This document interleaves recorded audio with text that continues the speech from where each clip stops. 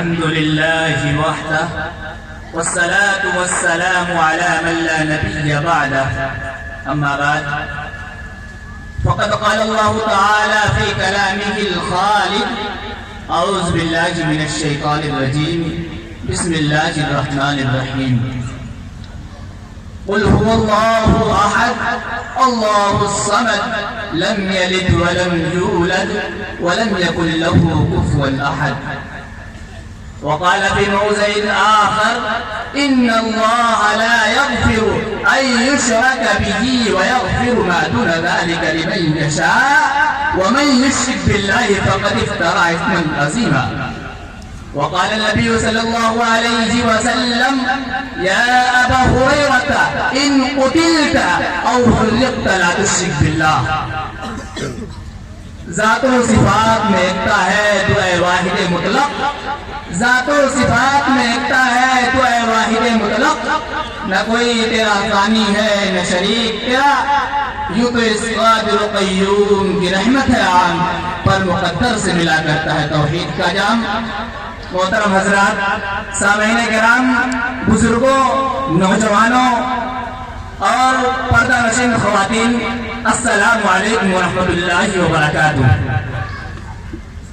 آج کے اس عظیم الشان اجلاس میں جس میں ملک کی مایہ ناز شخصیات تشریف فرما ہیں، مجھ جیسے ادنا طالب علم کا بیان کرنا، خطاب کرنا مجھ کو بہت ہی عجیب سا لگ رہا ہے، لیکن صدر جلسہ کے حکم کر دینے کے بعد میں آپ حضرات کے سامنے حاضر ہونے ہی کو باعث سعادت سمجھتا ہوں، کیونکہ بزرگوں کا مقولہ ہے الامر فوق الادب، کہ حکم ادب سے بڑھ کر ہوا کرتا ہے. دعا کیجیے کہ خداوند قدوس مجھ کو قرآن و حدیث کی روشنی میں صحیح بولنے اور ہم سب کو اس پر عمل کرنے کی توفیق عطا فرمائے.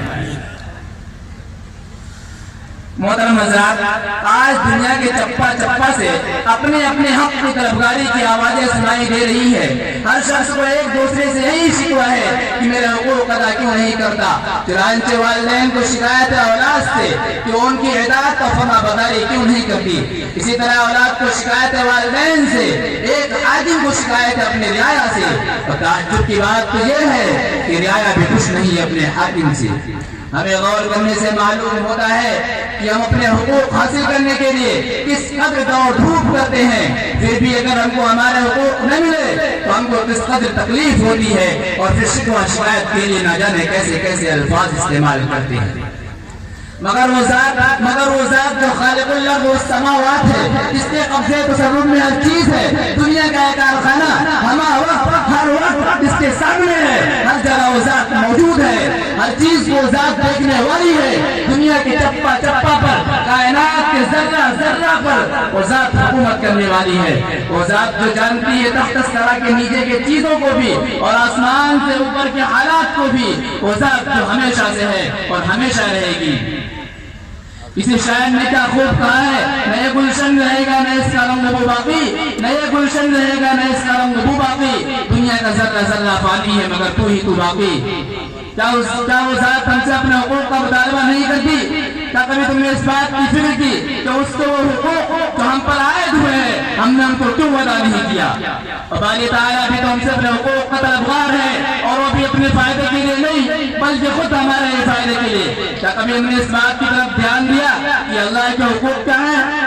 اسلام کی نشر و اشاعت کا دعویٰ کرنے والوں، ذرا سوچو تو صحیح، کیا اس نے تم کو پیدا نہیں کیا؟ کیا وہ تم کو رزق نہیں دیتا؟ کیا وہ تمہاری مشکلوں کا حل نہیں کرتا؟ کیا وہ تمہیں نعمتیں عطا نہیں کرتا؟ ان سب صفات کے حامل صرف اور صرف اللہ رب العزت ہی ہے، دوسرا ان کا کوئی حامل نہیں. اور وہ بھی کیسے؟ خالق و مخلوق، عابد و معبود کا فرق ہے. کیا اس ذات کا ہم پر اتنا بھی حق نہیں تو ہم سے اس بات کا مطالبہ کرے کہ میرے ساتھ کسی کو شریک نہ ٹھہراؤ؟ کلمہ طیبہ لا الہ الا اللہ محمد رسول اللہ صلی اللہ علیہ وسلم میں تو یہی سمجھایا گیا ہے. لیکن ہمارے اعمال و اعتقاد میں روح نہیں اس کا تقاضا کلمہ کرتا ہے. اللہ کے دلارے، خدا کے پیارے، مالک کوثر، شافع محشر، تاجدار مدینہ، سرور کائنات، خاتم الانبیاء جناب محمد عربی صلی اللہ علیہ وسلم نے ارشاد فرمایا یا ابا ہریرہ ان قتلت او حرقت لا تشرک باللہ. اے ابو ہریرہ، اے ابو ہریرہ، اے ابو ہریرہ، سے تو اس کو قتل کر دیا جائے یا آگ میں جلا دیا جائے. کتنی سختی کے ساتھ میرے بھائیوں آج صلی اللہ علیہ وسلم نے منع فرمایا. لیکن آج وہ زمانہ آ گیا اس کے بارے میں آپ صلی اللہ علیہ وسلم نے فرمایا تھا ایک زمانہ آئے گا کہ لوگ شرک کریں گے مگر ان کو پتہ ہی نہیں چلے گا کہ ہم شرک کر رہے ہیں. فرمایا ایک وقت ایسا آئے گا کہ شرک کی چال چوٹی کی چال سے بھی زیادہ باریک ہوگی, مطلب ہے کہ بے آواز ہوگی, پتہ ہی نہیں چلے گا کہ ہم شرک کر رہے ہیں. میرے عزیز بھائیوں, حالانکہ قرآن کے اندر قُلْ أَنَدْعُو مِن دُونِ اللَّهِ مَا لَا يَنفَعُنَا وَلَا يَضُرُّنَا, کہ اے محمد صلی اللہ علیہ وسلم آپ کہہ دیجئے کہ ہم پکارے اللہ کے سوا کسی ایسی چیزوں کو جو نہ ہمیں نفع پہنچائے اور نہ نقصان پہنچائے. میں ان چند باتوں پر اپنے تقریر کو ختم کرتا ہوں. وآخر دعوانا الحمدللہ رب العالمین.